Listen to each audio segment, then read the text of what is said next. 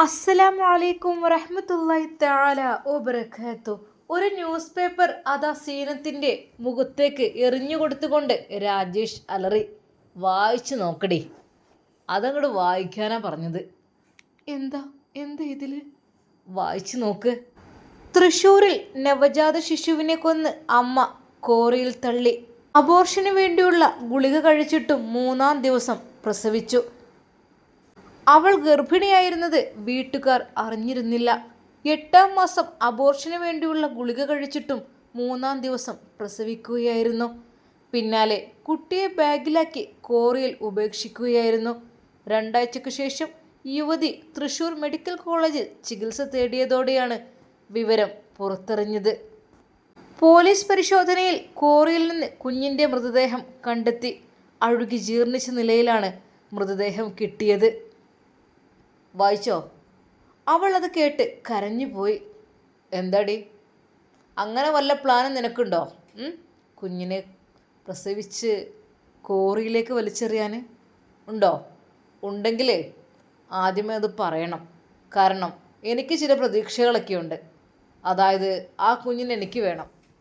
ആ കുഞ്ഞിനെ പ്രസവിച്ച് തന്നിട്ട് നീ എന്തായാലും വേണ്ടിയില്ല. ആ കുഞ്ഞിനെയും കൊണ്ട് കോടികളാണ് ഞാൻ ഉണ്ടാക്കാൻ പോകുന്നത് എൻ്റെ മോളെ. അതേ, കുഞ്ഞിനെ ഞാനങ്ങ് വിൽക്കുകയാണ്. ഒരു നിമിഷം അവളുടെ കവിളിലൂടെ കണ്ണീർ ചാലിട്ടൊഴുകി. അതെ, എൻ്റെ ഷെഫി ഉസ്താദിൻ്റെ കുഞ്ഞാണ്. ഇങ്ങനെ ഒരു ന്യൂസുകൾ എന്നെ ഭയപ്പെടുത്തുവാൻ വേണ്ടി എൻ്റെ മുമ്പിലേക്ക് കൊണ്ടുവന്നിടും. അതല്ല, നീ മറ്റു വല്ല പ്ലാനും ഉദ്ദേശിക്കുന്നുണ്ടെങ്കിൽ ഞാൻ പറഞ്ഞേക്കാം, കോറിയിൽ നിന്നെയും കൊന്നു തള്ളാനേ എനിക്കധികം പണിയൊന്നുമില്ല. മനസ്സിലായല്ലോ? അവൾ പൊട്ടിക്കരഞ്ഞു. റബ്ബേ, എന്തൊരു ദുരിതം റബ്ബേ. അതെ, എന്തൊക്കെ പറഞ്ഞാണ് എന്നെ ഇങ്ങോട്ട് കൂട്ടിക്കൊണ്ടുവന്നത്. പൊന്നു പോലെ നോക്കും. ഞാൻ എൻ്റെ ഉമ്മയുടെയും ഉപ്പയുടെയും ഇക്കാക്കയുടെയും മുമ്പിൽ നിന്ന് ഞാൻ ഒരുപാട് എന്തൊക്കെയാണ് വിളിച്ചു പറഞ്ഞു. എന്നാൽ എൻ്റെ ഷെഫി ഉസ്താദിൻ്റെ കൂട്ടുകാരൻ എന്നെ ഒരുപാട് ഉപദേശിച്ചിരുന്നു. നീ പോവരുത് സീനത്തെ, അത്രക്കും അപകടമാണ്. അവൻ്റെ കൂടെ പോയവരാരും രക്ഷപ്പെട്ടിട്ടില്ല. അതെ, പോവരുത്. പോയി കഴിഞ്ഞാൽ നീ ഒന്ന് പോകുന്നുണ്ടോ? നീ എന്തിനാ എന്നോട് ഇതൊക്കെ ഉപദേശിക്കുന്നത്? എനിക്ക് ചില സ്വപ്നങ്ങളുണ്ട്, അതെനിക്ക് നേടിയെടുക്കണം. നിങ്ങളെല്ലാവരും കൂടെ എന്നെ പരമാവധി പറഞ്ഞു നോക്കി. പക്ഷേ എനിക്ക് അവനെ കൊണ്ടൊന്നും തല്ലിച്ചു എന്നല്ലാതെ, അതെ, രാജേഷിനെ കൊണ്ട് 2 എണ്ണം കൊടുപ്പിച്ചു. അതിൻ്റെ അവൻ്റെ ശല്യം വല്ലാതെ ഉണ്ടായിട്ടില്ല. ഒരുപാട് പെന്തിരിപ്പിക്കാൻ ശ്രമിച്ചു അവനും. പക്ഷേ ഞാൻ ശരിക്കും സീനത്ത് കരയുകയാണ്. അത് തൻ്റെ വിധിയോർത്ത്. എന്ത് കരുതിയിട്ടാണ് ഞാൻ ഇവൻ്റെ കൂടെ? അത് ജീവിതത്തിൽ പാറിപ്പറന്ന് നടക്കാം, അവൻ്റെ കൂടെ സുഖമായി ജീവിക്കാം. ഒരുപാട് സ്വപ്നങ്ങളായിരുന്നു. ഒരുപാട് ഗുളിക കുടിച്ചു നോക്കി. അതെ, ഇല്ല, എൻ്റെ ഷെഫി ഉസ്താദിൻ്റെ കുഞ്ഞ് പോകുന്നില്ല. ഡോക്ടറെ അടുത്ത് പോയപ്പോഴും അതിനേക്കാൾ വലിയ കോംപ്ലിക്കേറ്റഡ് ആവും എന്ന് പറഞ്ഞപ്പോൾ അപ്പം പിന്നെ അതിനും നിന്നില്ല. എന്തൊക്കെ തന്നെയായാലും ഡോക്ടർ ചോദിച്ചിട്ടുണ്ട്, നിങ്ങളീ കുഞ്ഞിനെ ഒഴിവാക്കുകയാണെങ്കിൽ എനിക്ക് തരണമെന്ന്. അതുകൊണ്ടാണ് ഇപ്പോൾ രാജേഷ് പിടിച്ചു നിൽക്കുന്നത്. അല്ല എങ്കിൽ. എന്നാൽ ഈ സമയം അതാ അപ്പുറത്തെ റൂമിൽ നിന്ന് ഒരു ശബ്ദം കേൾക്കുന്നു. എങ്ങോട്ടാടി നീ ഓടിപ്പോകുന്നത്? നിന്നെ എന്തിനാ അങ്ങോട്ട് കൊണ്ടുവന്നത്? അതെ, എനിക്കും എൻ്റെ കൂട്ടുകാർക്കൊക്കെ ഇഷ്ടം പോലെ ആസ്വദിക്കാൻ തന്നെയാണ്, അല്ലാതെ വെറുതെയല്ല. എന്നാൽ ആ പെൺകുട്ടിയും ചതിയിൽപ്പെട്ട് വന്നത് തന്നെയാണ് രാജേഷിൻ്റെ. അതെ, ആരൊക്കെയോ ഗർഭിണിയാണെന്നുള്ള ആ ഒരു പരിഗണന കുറച്ചധികം എനിക്ക് നൽകുന്നത് കൊണ്ട് തന്നെ വല്ലാതെ ആളുകൾ ഇങ്ങോട്ട് വരുന്നില്ല. അതുമാത്രവുമല്ല, ഗർഭിണി എന്ന് കേൾക്കുമ്പോൾ ആളുകൾക്കും തന്നെ വല്ലാത്തൊരു മുഷിപ്പായിരിക്കും. ഇത്ത എന്ന് പറഞ്ഞുകൊണ്ട് ആ പെൺകുട്ടി ഏതാ ഓടി വരുന്നു. എന്താ രമ്യ? എന്താണ് ഇത്ത? 2 ആളുകൾ എന്നെ പിടിക്കാൻ ഓടുന്നു. ആരാണത്? പെട്ടെന്ന് രാജേഷ്, ഇങ്ങോട്ട് വാടി. ഇങ്ങോട്ട് വരാനല്ലേ പറഞ്ഞത്? നീ എന്താ അവിടെ പോയി നിൽക്കുന്നത്? അതെ, 2നും കൂടി ഞാൻ ചുട്ട് കളയും, കരുതിക്കോ. നിന്നെയും നിൻ്റെ വയറ്റിൽ കിടക്കുന്ന കുഞ്ഞിനെയും അവളെയും കൂടെ 3 എണ്ണത്തിനെ. ഇതെങ്ങാനും നിങ്ങൾ പുറം ലോകം അറിയിച്ചിട്ടുണ്ടെങ്കിലേ ബാക്കി ഞാൻ പറഞ്ഞു തരാം. എന്നാൽ രമ്യ ഏതാ രാജേഷ് പിടിച്ചു വലിച്ച് കൊണ്ടുപോയി ഒരു റൂമിലിട്ട് അടക്കുന്നു. അമ്മേ, അമ്മേ, രക്ഷിക്കണേ, എന്നെ രക്ഷിക്കണേ. അവൾ കരയുകയാണ്. ഒരു നിമിഷം അതാ അവൾ ഭയന്നു.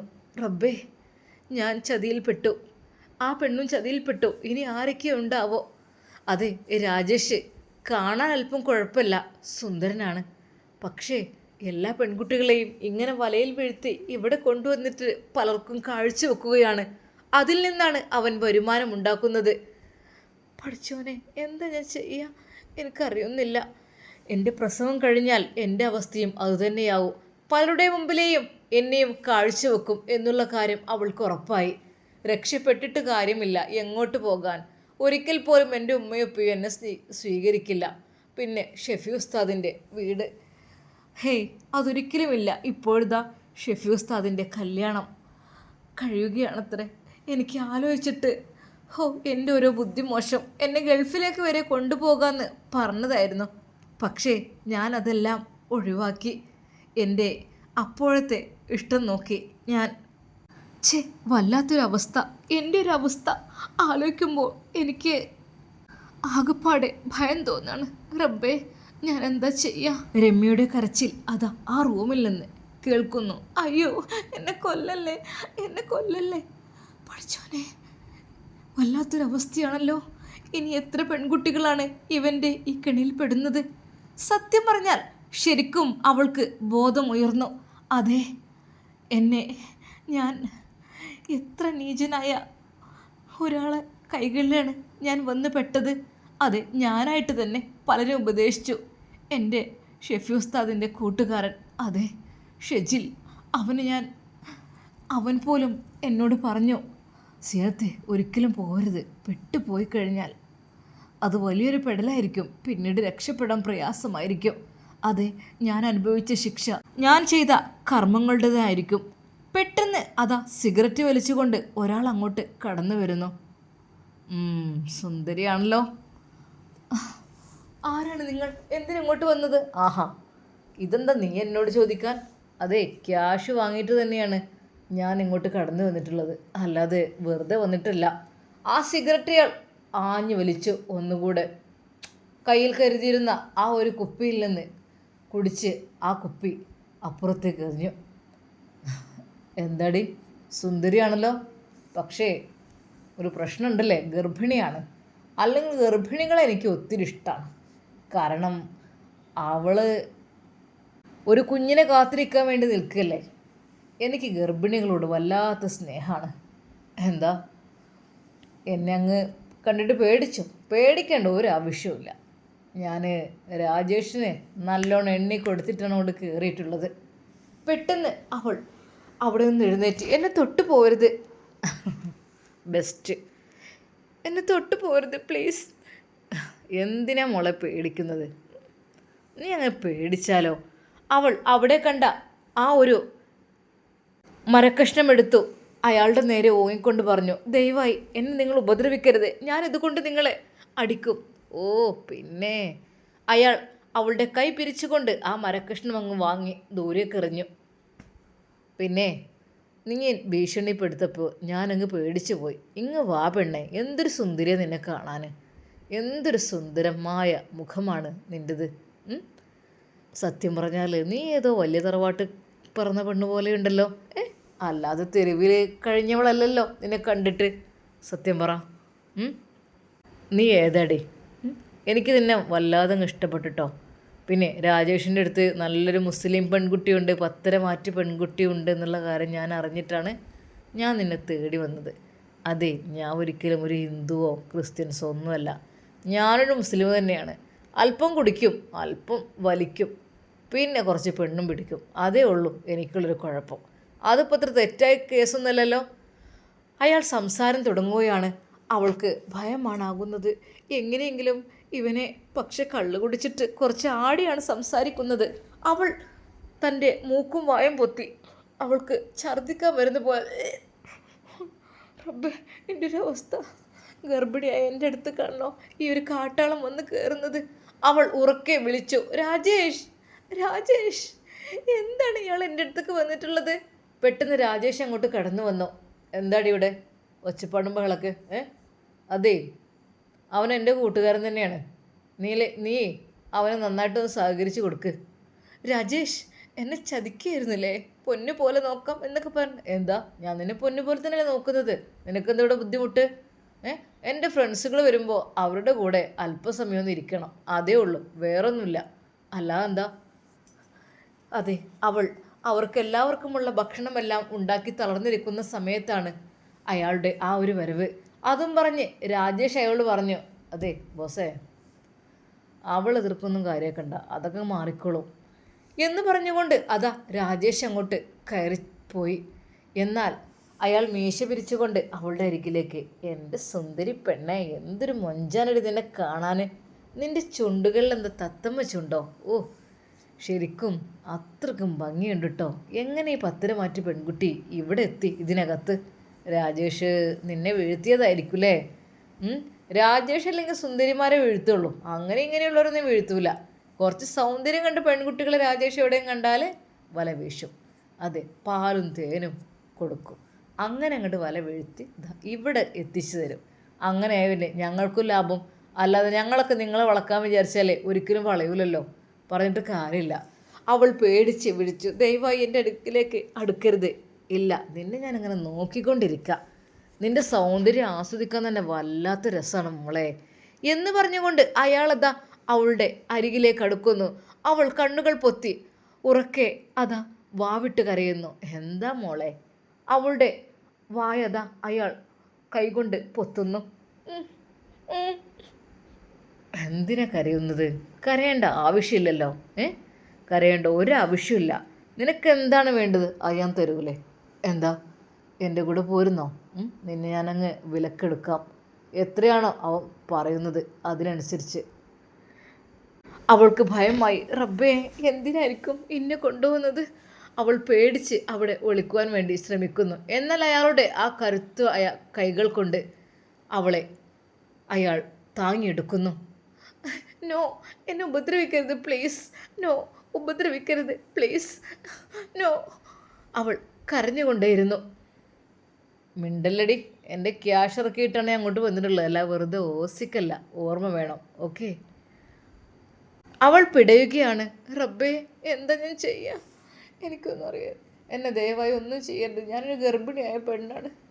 എൻ്റെ കുഞ്ഞിന് എന്തെങ്കിലും സംഭവിക്കും. അതിന് ഞാൻ കുഞ്ഞിനെ കൊന്നില്ലല്ലോ. നിൻ്റെ കുഞ്ഞ് നിൻ്റെ വയറ്റിനകത്തല്ലേ, ഒന്നും സംഭവിക്കൂല. അതെ, അയാൾ മദ്യപിക്കുകയാണ് വീണ്ടും വീണ്ടും. സത്യം പറഞ്ഞാൽ അവൾ, റബ്ബേ, വല്ലാത്തൊരു ദുരിതത്തിലാണ് ഞാൻ വന്ന് പെട്ടത്. മരിച്ചാൽ മതിയായിരുന്നു. എങ്ങനെയെങ്കിലും ഇവിടുന്ന് ജീവൻ എങ്ങനെയെങ്കിലും കളയാതെ രക്ഷയില്ല. അല്ലാതെ ഇതെല്ലാം അനുഭവിക്കേണ്ടി വരും. പക്ഷേ തൻ്റെ വയറ്റിൽ കിടക്കുന്ന കുഞ്ഞിന് ചെറുതായൊരു അനക്കം വന്നിട്ടുണ്ട്. അത് ആ കുഞ്ഞിൻ്റെ അനക്കം അതറിയുമ്പോൾ അവളുടെ മനസ്സ് വല്ലാതെ സന്തോഷിക്കുന്നു. പഠിച്ചോനെ, റബ്ബേ. പക്ഷേ അയാൾ അത് വീണ്ടും മീശ പിരിച്ചുകൊണ്ട് അവളുടെ നേരെ തന്നെ വരികയാണ്. ദയവായി നിങ്ങൾ എന്നെ ഉപദ്രവിക്കരുത്, ദയവായി. ഉപദ്രവിക്കില്ല. ഞാൻ പറഞ്ഞല്ലോ, നിന്നെ ഉപദ്രവിക്കാനല്ല ഞാൻ വന്നത്, നിന്നെ സ്വന്തമാക്കാനാണ്. നീ എൻ്റെ കൂടെ പോരോ? നീ എൻ്റെ കൂടെ പോരുകയാണെങ്കിൽ ഞാൻ അവനക്ക് എത്ര ക്യാഷ് കൊടുക്കേണ്ടി വരും? ഇനിയിപ്പോൾ അല്പം കൂടിപ്പോലും കുഴപ്പമില്ല. നിന്നെപ്പോലുള്ളൊരു സൗന്ദര്യ തിടമ്പിനെ കിട്ടിയത് തന്നെ എനിക്ക്. അവളുടെ ആ മനോഹരമായ മുഖം അതാ അയാൾ അമർത്തി പിടിക്കുന്നു. ഓ, ചുണ്ടുകൾ അതാ കൂട്ടിപ്പിടിക്കുന്നു. ഓ, എന്നൊന്നും ചെയ്യല്ലേ, എനിക്ക് വേദനിക്കുന്നു, എന്നൊന്നും ചെയ്യല്ലേ പ്ലീസ്. എടി പെണ്ണേ, നിന്നൊന്നും ഞാൻ ചെയ്യില്ല. നീ എന്തിനങ്ങനെ കരയുന്നത്? അപ്പുറത്തൊരു പെൺകുട്ടിയെ ഞാൻ കണ്ടു, രമ്യ എന്നുള്ള പേരുള്ള ആ കുട്ടിയെ കണ്ടപ്പോൾ തന്നെ ഞാൻ രാജേഷിനോട് ചോദിച്ചു, അല്ല ഉമ്മച്ചി കുട്ടികളൊന്നും ഇല്ലേ? ആ പിന്നെ അതിനല്പം വില കൂടും എന്നും പറഞ്ഞു. അങ്ങനെയാണ് എന്നെ ഇവിടെ എത്തിച്ചത്. നിന്നെ തേടി ഞാൻ വന്നത് നിന്നെ ഉപദ്രവിക്കാനല്ല വന്നത്. ഒരിക്കലും നിന്നെ ഉപദ്രവിക്കില്ല, നിന്നെ എൻ്റെ കൂടെ ചേർക്കാൻ വന്നതാണ് ഞാൻ. അരുത്, എന്നെ നിങ്ങളൊന്നും ചെയ്യരുത്. ഞാനൊന്നും ചെയ്തില്ലല്ലോ. അവൾ കരഞ്ഞുകൊണ്ട് അപേക്ഷിക്കുകയാണ്.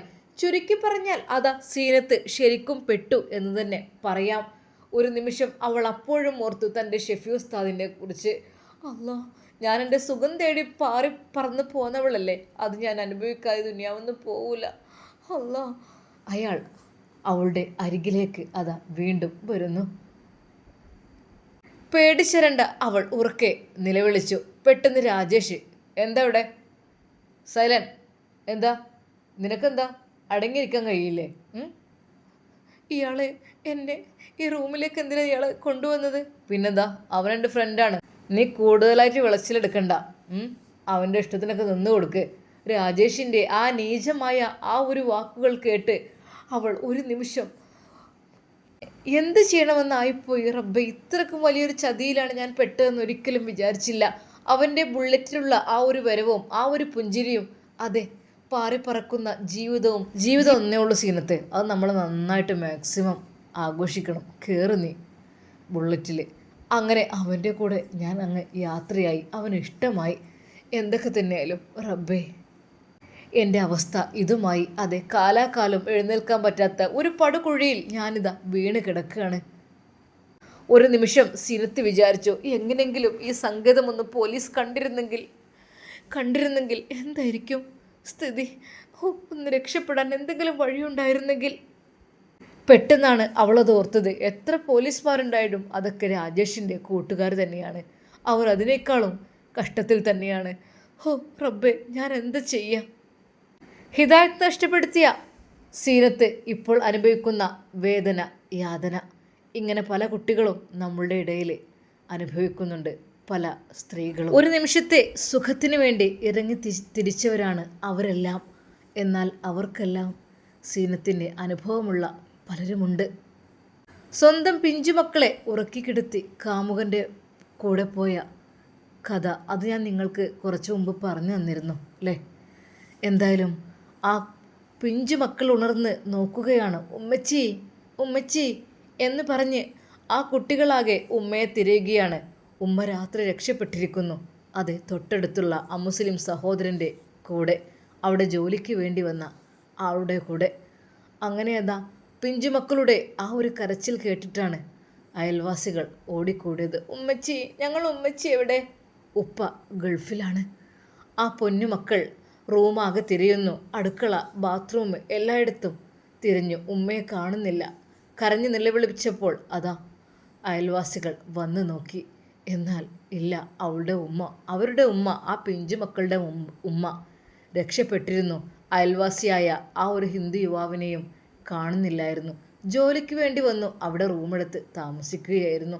അതിനിടയിൽ അവരുടെ ഇടയിലുണ്ടായ പ്രണയബന്ധം, സ്വന്തം നൊന്ത് പ്രസവിച്ച മക്കളെ പോലും ഒഴിവാക്കിയിട്ട് അവളത് പോകുകയാണ്. അവളുടെ സുഖം മാത്രം തേടി അവൻ്റെ കൂടെ. എന്നാൽ ഇതെറിഞ്ഞ ഭർത്താവ് എന്തൊക്കെ തന്നെയാലും കുടുംബാംഗങ്ങൾ അറിയിക്കാതിരിക്കില്ല. നവാസേ, നിന്റെ ഭാര്യയെ കാണുന്നില്ലടാ. ഒരു നിമിഷം തൻ്റെ പ്രിയപ്പെട്ട പൊന്നുമക്കൾക്കും തൻ്റെ പ്രിയപ്പെട്ട ഭാര്യയ്ക്കും വേണ്ടി മരുഭൂമിയിൽ കഷ്ടപ്പെടുന്ന നവാസ്, അതാ വലിയ വീടും വലിയ കാറും എല്ലാ സൗകര്യങ്ങളും എല്ലാം ഒരുക്കിയ നവാസ് തൻ്റെ ഭാര്യയെ കാണുന്നില്ലെന്ന ആ ഒരു വാർത്ത കേട്ടപ്പോൾ ഹൃദയം പൊട്ടിക്കരഞ്ഞു പോയി. ഒരു നിമിഷം ഹാർട്ട് അറ്റാക്ക് ആവുമോ എന്നുവരെ വിചാരിച്ചു. ആ നിമിഷം തന്നെ തൻ്റെ പിഞ്ചു മക്കളുടെ അരികിലേക്ക് അയാൾ ഓടിയെത്തുകയാണ്. പെട്ടെന്ന് എമർജൻസി ടിക്കറ്റ് എടുത്തിട്ട്. എന്നാൽ ആ വീട്ടിൽ ശൂന്യമായിരുന്നു. തൻ്റെ കരയുന്ന പിഞ്ചുമക്കളല്ലാതെ തൻ്റെ ഭാര്യ അവിടെ ഉണ്ടായിരുന്നില്ല. അതെ, തൻ്റെ ഭാര്യയുടെ ആ ഡ്രസ്സുകൾ, ആ ഒരു അവൾ ഉപയോഗിച്ച സാധനങ്ങൾ, അതെല്ലാം കണ്ട് അയാൾ പൊട്ടിക്കരഞ്ഞു. എൻ്റെ സാജിദ, എന്നെയും മക്കളെ ഉപേക്ഷിച്ച് നീ എന്തിനു പോയി സാജിദ? എന്നാൽ ഒരു നിമിഷം അയാളുടെ മനസ്സിലേക്ക് കടന്നു വന്നു, എൻ്റെ പ്രിയപ്പെട്ട മക്കളുടെ ഉമ്മ അവളുടെ സുഖം മാത്രം നോക്കി എൻ്റെ പിഞ്ചു മക്കളെ ഉപേക്ഷിച്ച് പോയി. റബ്ബേ, എന്ത് ചെയ്യാൻ? ആ നിമിഷം തന്നെ അയാളത് ത്വലാക്ക് ചൊല്ലുകയാണ്. ഇല്ല, തെറ്റ് ചെയ്ത പെണ്ണിനെ ഒരിക്കൽ പോലും എനിക്കിനി വേണ്ട എന്ന് പറഞ്ഞ് അയാൾ അവളെ ത്വലാക്ക് ചൊല്ലുകയാണ്. എന്നാൽ ഈ നിമിഷം രണ്ടുപേരും ഏതോ ഒരു ഹോട്ടൽ റൂമിൽ ഉണ്ട് എന്നുള്ള വിവരം അറിയുകയാണ്. ഹൃദയം പൊട്ടിത്തകർന്ന ഭർത്താവ് 3 കുട്ടികളെ ഉപേക്ഷിച്ച് അവൾ പോയ ആ ഒരു രംഗം അദ്ദേഹത്തിന് സങ്കടമായിരുന്നു. എന്നാൽ പതുക്കെ അതാ അവളുടെ ആഭരണങ്ങളെല്ലാം അവർ വിറ്റു തീർന്നു തുടങ്ങി. ഭക്ഷണത്തിന് വകയില്ലാതായി തുടങ്ങി. അവളുടെ എല്ലാ ആഭരണങ്ങളും വിറ്റ് അവർ ഭക്ഷിച്ചു. അതുവരേക്കും അവർ സുഖമായി ജീവിച്ചു തുടങ്ങി. എന്നാൽ നിമിഷങ്ങൾക്കകം അതാ അയാളുടെ കയ്യിൽ ക്യാഷ് ഇല്ലാതായപ്പോൾ സ്വഭാവം മാറി തുടങ്ങി. ഇങ്ങനെയൊരു സാധനത്തിന് ഞാൻ ചുമക്കേണ്ട ആവശ്യം എന്തിന്? എന്നുള്ള ഒരു തോന്നൽ. 3 കുട്ടികളുള്ള തള്ളയെ എനിക്ക് എന്തിന്? ഇവൾക്ക് വേണ്ടി കഷ്ടപ്പെടാൻ എനിക്കാവില്ല. അതെ, അവളുടെ സ്വർണമെല്ലാം എടുത്ത് വിറ്റ് ക്യാഷാക്കി തിന്നപ്പോൾ അതൊന്നും ഓർത്തില്ല. അങ്ങനെ അതാ ഒടുവിൽ അവൻ അവിടെ നിന്നും രക്ഷപ്പെടുകയാണ്, അവളുടെ അരികിൽ നിന്നും. എന്നാൽ അവളും ഒറ്റക്കായി. എന്തു ചെയ്യുമെന്നറിയാതെ അവൾ അവളുടെ വീട്ടിലേക്ക് അതാ കയറി ചെല്ലുകയാണ്. ഭർത്താവിൻ്റെ വീട്ടിലേക്ക് പോകാൻ പറ്റില്ല, എൻ്റെ ഭർത്താവ് വന്നിട്ടുണ്ടെന്നുള്ള കാര്യം അറിഞ്ഞു. ഉമ്മയുടെ അരികിലേക്ക് ചെല്ലുകയാണ്. ഉമ്മ ചോദിച്ച്, എന്തിനാ മോളെ അങ്ങോട്ട് വന്നത്? എൻ്റെ കുട്ടികളൊക്കെ ഇട്ടുകാണ്ട് ഈ പോയപ്പോൾ ഓർത്തിയില്ലേ എൻ്റെ നല്ല ജീവിതമാണ് നഷ്ടപ്പെട്ടതെന്ന്? നിൻ്റെ നല്ല ജീവിതം നഷ്ടപ്പെട്ടു അല്ലേ മോളെ?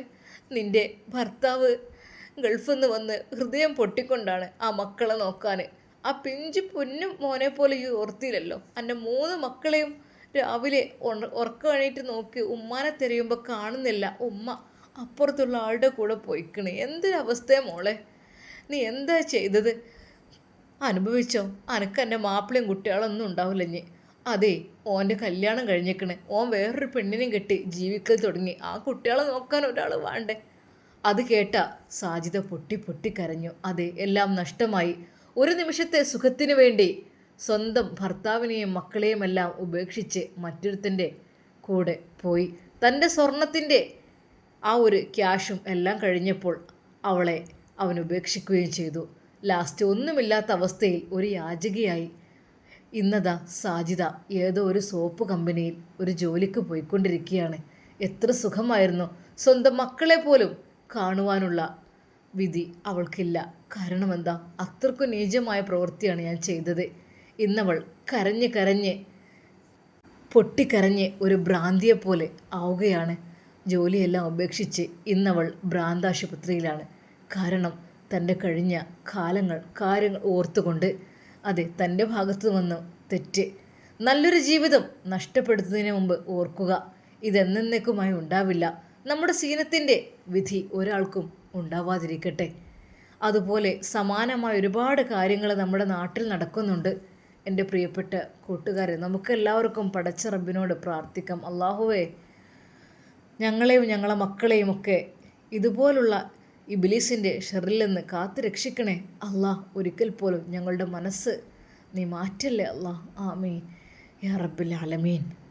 പ്രിയപ്പെട്ട കൂട്ടുകാരെ, നമ്മുടെ ഷെഫി ഉസ്താദിൻ്റെ കല്യാണത്തിൻ്റെ നല്ല തിരക്കുകളാണ് കേട്ടോ അവിടെ. ഇൻഷാ അള്ളാഹ് ഉമ്മയും ഉസ്താദും അവരെല്ലാവരും കൂടി ഗൾഫിലേക്ക് പോകും. ഷെഫി ഉസ്താദിൻ്റെ വിവാഹത്തിൽ പങ്കുചേരാം. ഇൻഷാ അള്ളാഹ് നമുക്കിതിൻ്റെ ബാക്കി ഭാഗം നാളെ കാണാം. അതുവരേക്കും എല്ലാവർക്കും അസ്സലാമു അലൈക്കും വറഹ്മത്തുള്ളാഹി തആല വബറകാതുഹു.